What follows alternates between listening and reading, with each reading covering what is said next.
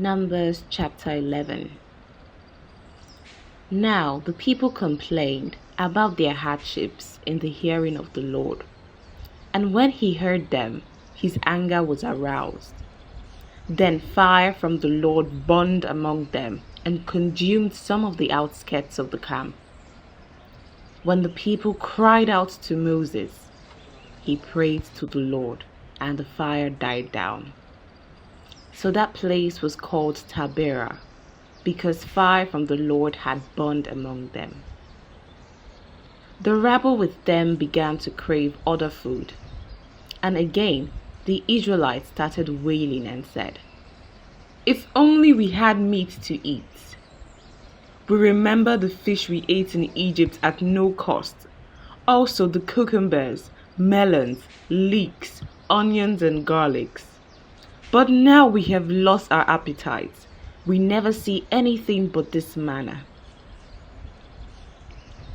The manna was like coriander seed and looked like raisin. The people went around gathering it and then ground it in a hand mill or crushed it in a mortar. They cooked it in a pot or made it into loaves, and it tasted like something made with olive oil. When the dew settled on the camp at night, the manna also came down. Moses heard the people of every family wailing at the entrance to their tents. The Lord became exceedingly angry, and Moses was troubled. He asked the Lord, "Why have you brought this trouble on your servants? What have I done to displease you, that you put the burden of all these people on me? Did I conceive all these people? Did I give them birth? Why do you tell me to carry them in my arms, as a nurse carries an infant, to the land you promised an oath to their ancestors? Where can I get meat for all these people? They keep wailing to me, 'Give us meat to eat.' I cannot carry all these people by myself. The burden is too heavy for me.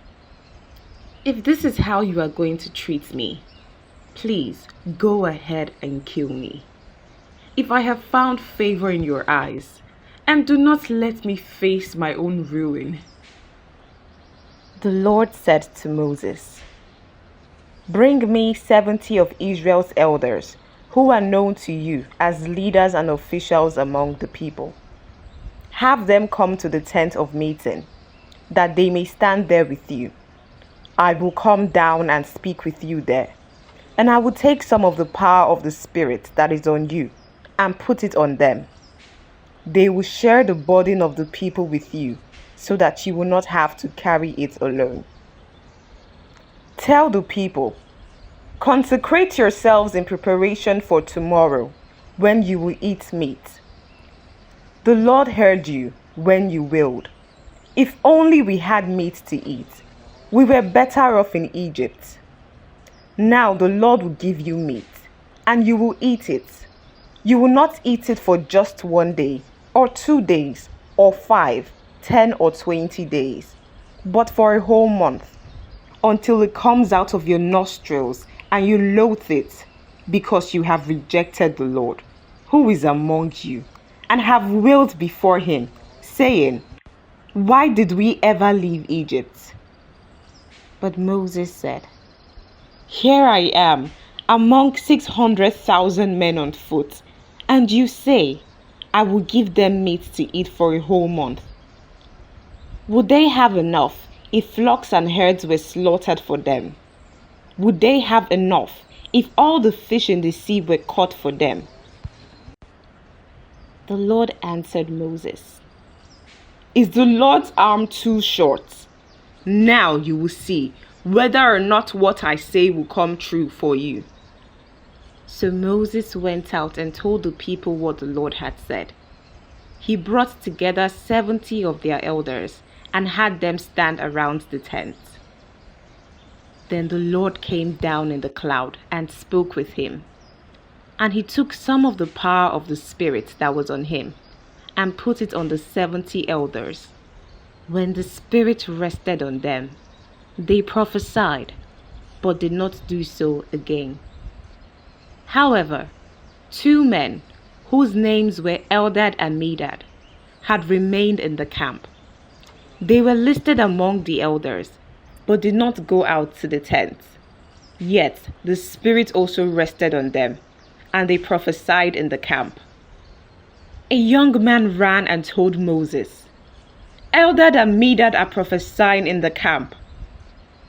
Joshua, son of Nun, who had been Moses' aide since youth, spoke up and said, "Moses, my Lord, stop them." But Moses replied, "Are you jealous for my sake? I wish that all the Lord's people were prophets, and that the Lord would put his Spirit on them." Then Moses and the elders of Israel returned to the camp. Now a wind went out from the Lord and drove quail in from the sea. It scattered them up to 2 cubits deep all around the camp, as far as a day's walk in any direction. All that day and night, and all the next day, the people went out and gathered quail. No one gathered less than 10 omers. Then they spread them out all around the camp. But while the meat was still between their teeth, and before it could be consumed, the anger of the Lord burned against the people, and he struck them with a severe plague. Therefore, the place was named Kibroth Hattaavah, because there they buried the people who had craved other food. From Kibroth Hattaavah, the people traveled to Hazeroth and stayed there. Numbers chapter 12. Miriam and Aaron began to talk against Moses because of his Cushite wife, for he had married a Cushite. "Has the Lord spoken only through Moses?" they asked. "Hasn't he also spoken through us?" And the Lord heard this. Now Moses was a very humble man, more humble than anyone else on the face of the earth. At once, the Lord said to Moses, Aaron, and Miriam, "Come out to the tent of meeting, all 3 of you." So the 3 of them went out. Then the Lord came down in a pillar of cloud. He stood at the entrance to the tent and summoned Aaron and Miriam.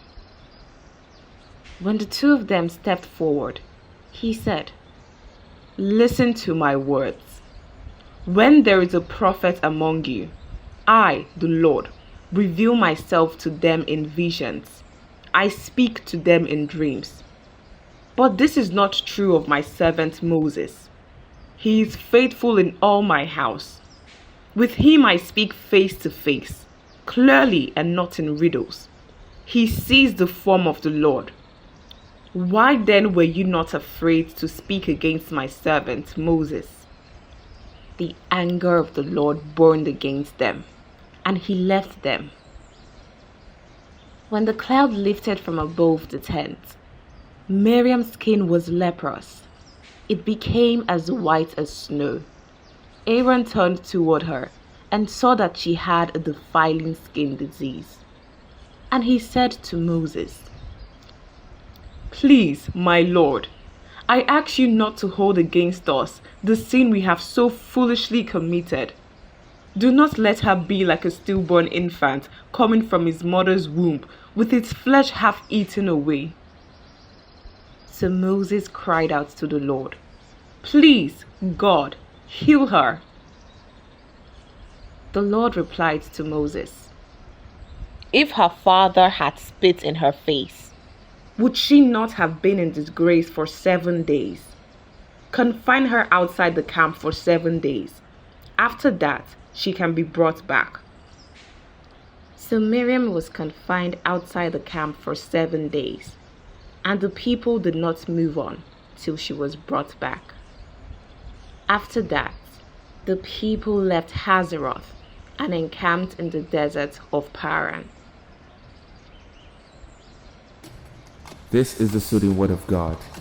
If you enjoyed today's reading, please like, subscribe, comment what you think, and share with your friends. I would like to see you tomorrow. The Bible continues tomorrow. Same time, same venue.